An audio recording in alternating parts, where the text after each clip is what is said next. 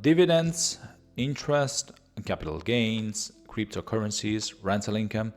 What do you call them like? Generally speaking, people refer to these sources of income as passive income. It's kind of funny how this definition sounds to me, since it seems like there is very little to do and a lot to earn if you follow just the passive word in here. Indeed, I do believe that managing your investments portfolio, taking care of your properties, choosing the right tenant, for example, usually being there in case of maintenance issues, and checking, the stock market is pretty intense and stressful, so very active from my personal point of view. Here in Italy, passive income is a combination of money you're generating from your investments, such as dividends and interest, and rental income and royalties. I really care about these distinctions since there are a couple of tax rates applying according to the type or source of your income. In case of rental income from foreign properties listed abroad, you must prepare for the worst. Wealth tax of 1.06% of the cadastral value, generally speaking, is the first painful step on the way. A credit for property taxes paid abroad is given, so for this specific tax, maybe you can pass through with no scars. What about the rental income? It really depends on the country we're talking about. Generally speaking, the tax basis of the foreign rental income in Italy is very close to the one you declared abroad. So more likely you have the right to write off maintenance fees, condo fees, realtor agency fees, and so on. The dual taxation agreement in force between that country of origin and Italy will dictate how and when you can reduce or eliminate some of those costs. However, based on my personal experience, the majority of the countries out there are very close friends, tax-related, I might say, to Italy.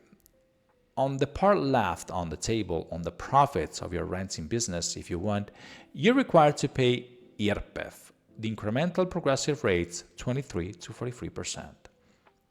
And in case you already paid taxes abroad, income taxes abroad, once again, following to the tax agreement, you may offset and deduct taxes paid abroad from those due here in Italy. I think I made a horrible mistake because I started with the good news first. Too late, my bad.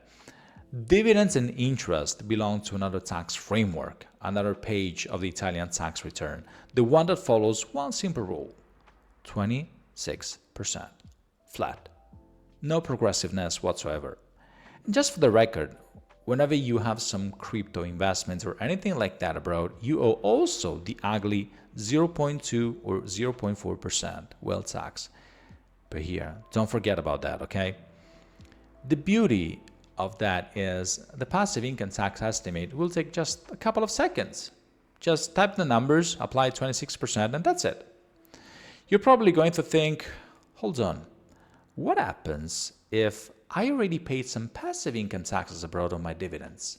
What happens if my interest or dividends, for whatever reason, are considered tax-free in the other country of origin? Flip side. Easy answer: 26%. Sounds fair? No, not at all. I'm telling you the reason why. Even if the golden rule, the mother of every tax treaty out there, suggests and asks countries to avoid a dual taxation, using the mutual tax credit in case of dividends, for example, there also could be a cap. A maximum provided and allowed by the dual taxation agreement that lets you write off taxes against the Italian taxes due just up to a certain amount. A maximum given. Give you a very clear example. You're making 1,000 in dividends. Country A applies a tax of 20%. Italy wants 26%. So your logic will suggest you're giving Italy just 6% as difference, right? Then the dual taxation agreement shows a cap of just 15%, just to pick, the most common one. Now let's do the math. You paid 20%, plus you owe another 11% to Italy, pushing the combined tax bill up to 31%, 20 plus 11% to Italy. A lot of people worked hard, really hard, to put some money aside, and some lucky ones, can live off those investments and savings on a daily basis. So even a 1% more or less can move the needle, if you know what I mean. If the regime in Patriati cannot give you any tax relief about that, since the goal is to reduce the personal income tax, the 7% of pensioners in the South and the 200,000 high net worth individual substitute tax can definitely cut some taxes in a very good way, since both of them work as an alternative tax regime for also the capital gain tax. The lesson here is to trust numbers only and don't work by assumptions or by pure logic. Earning passive income in Italy is not a blessing. It's one of the most complicated tax scenarios to fix and plan for. Changing your assets and portfolio, real estate or crypto may have a very severe impact on your streams of your income in terms of being able to afford living in Italy, for example.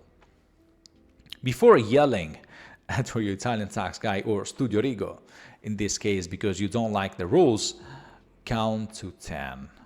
Then ask yourself, what can I do before moving to Italy to best optimize that?